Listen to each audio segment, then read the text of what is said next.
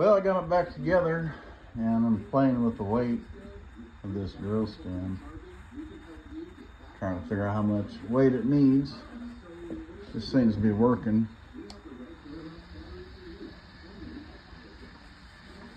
It will free fall now. And it'll pick it up.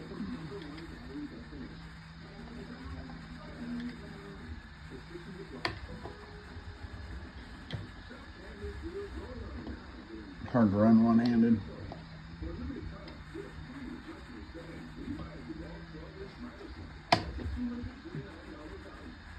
And I got the brake, caught it. Little shock's working pretty good.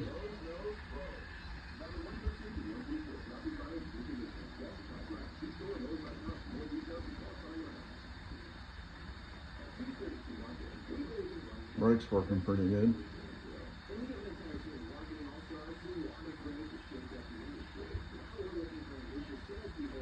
Let her down slow and stop her. So happy with that.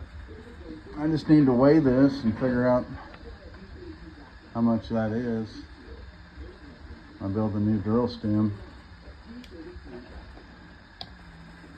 in the bit.